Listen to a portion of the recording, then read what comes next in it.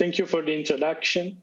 First of all, let me say thank you to the organizer, NIASPEC, for this event. And I really wish to be there with you, but due to personal reason, I had to give up at the end. But at least I'm very happy to have this remote session. So a couple of years ago, when the first event, I started with this slide here, where I was announcing moving from Harvard to Milano, start a new lab, mainly sponsored by an ERC consolidator grant. And then actually I did. The problem is that there was a month and a half before this happening. It was the first lockdown in Europe. It was exactly in the region where the new lab was supposed to be. So this is to say this was the lab for a while, basically. But we moved on.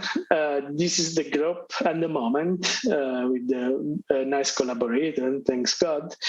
And this is also to, in part to give credits to people that actually work in the lab, but also to leave a message that the group needs to hire more and more because it was already delayed by the pandemic. So we have a PhD and postdoc position out in place. If you know anybody who would be interested to start in Milano, let me know. But in these 2 years, we didn't, and we managed to do something at least. And here are 2 examples of the recent publication. One is that you may be more interested into. This is the mechanical visualization through atomic force microscopy of moire patterns in twisted hexagonal boron nitride. This is a new approach to the visualization. Does not involve any light, does not involve any external field. It's a pure phase imaging. And this is instead more a different research topic that is directly metasurfaces, especially to build new laser sources that include the metasurface itself. But the reason this paper is here is also because it's about vortex beams and orbital momentum beams. That is also in part the topic of this presentation. So the first machine that I managed to to purchase when I moved to Milano is a NIASPEC platform. I asked them to be as open as possible. So you see here, this side, we have an interferometer that is coupled to the DFG, to the nano-FTR. And on this side, there is another interferometer that is coupled to different CW sources. One for pseudo-heterodynamic imaging. One of the last sources we acquired is this titanium sapphire laser that is tunable from 700 nanometer to 1000 nanometer. With this, we are now performing some experiment looking at the hexagon polaritons in 2D semiconducting materials. If you want to know more, there is Giacomo there in the audience that is actually involved in this new project of us. So let's recap a bit where we were.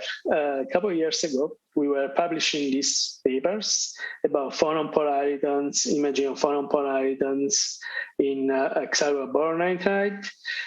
This was collaboration with the group of Federico Capasso at Harvard. The material was provided by James Hegdegaard from Kansas State University, and also involved the CNS. That was director is B. Wilson, that is there in the audience too. And this was a strong collaboration with Michele Tamagnone that actually also recently moved to the Italian Institute of Technology. So among other things, one of the last work we did together and already presented last time was about these resonators made of hexagonal boron nitride. And the dimension of this is far below the wavelength, so they are nano-resonators. And what is interesting is that one of the family of the modes, this one with the index 1, is actually bright. That means couples also to far-field the radiation from outside. And you can have a proof for this by simply making an array, looking at the FTR, looking at the extinction cross-section. It's much larger than the effective area of the resonators. And we also showed here this hyperspectral imaging of the resonances that were done using photo-induced force microscopy that I implemented on the NeoSpy platform as well, while I was at Harvard. And now you see here that as the wave number change actually increases, different resonators lights up in the first and the second Restylane band. What is important in this imaging here is that this is a full hyperspectral image. By full, I mean 500 by 500 pixels with the spectrum per pixel that cover the first and second Restylane band of the hexagonal boron nitride. We also did work on the material that Pablo was mentioning before. This actually was the first paper here where we report a full dispersion of the material in the 3 bands of this material. The molybdenum, the MO3.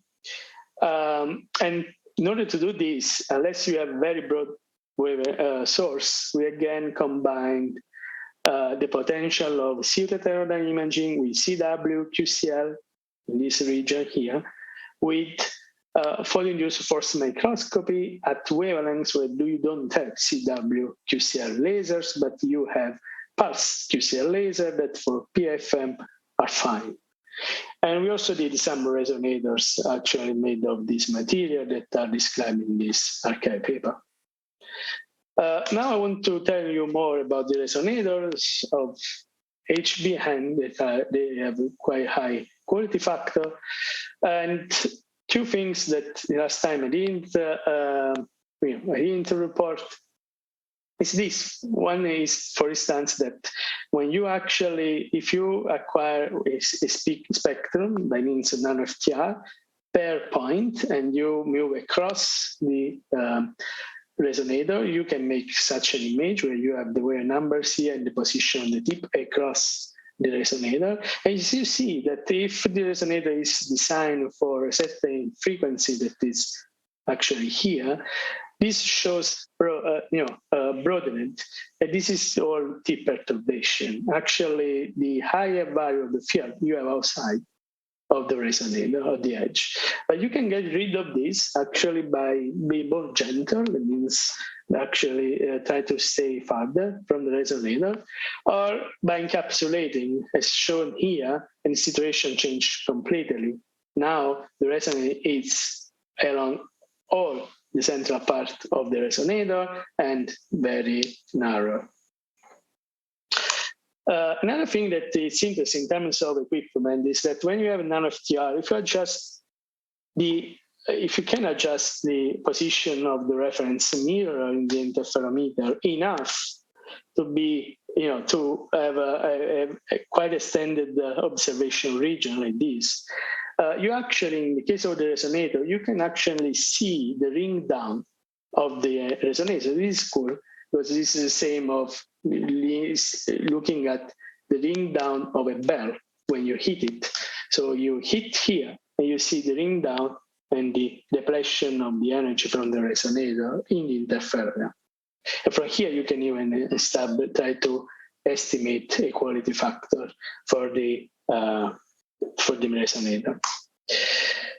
Now, going to this family of resonators and 2D waves that are inside, in this bright mode, it would be cool if basically you consider these 2. These are resonant.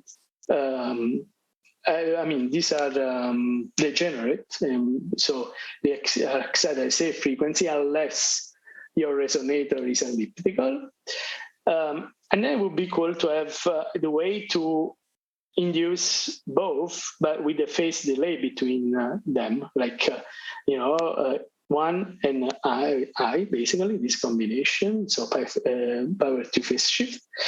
Then at that point, you will have an amplitude that has a null in the center and an azimuthal variation of the phase that is 2 pi. So it's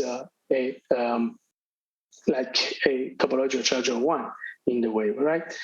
And you can actually do this in this band mode if you use a quarter wavelet, so you give some chirality to the illuminated light.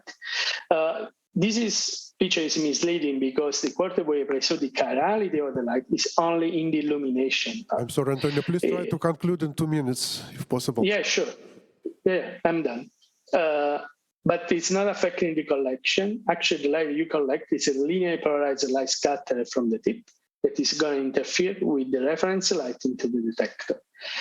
So does it work? Yes, actually this is amplitude and phase, and you see that the amplitude shows a null in the polaritonic wave and a 2 pi phase, azimuthal phase variation. And if you flip the chirality, you flip the phase. So what's happening here is basically that you are changing what is the spin angular transferring, if you want, the spin angular momentum of the photon into the orbital angular momentum of the polariton, with, of course, preserving the total angular momentum. And with this, this is basically the update I want to give you, and looking for meeting you in person next time. Thank you.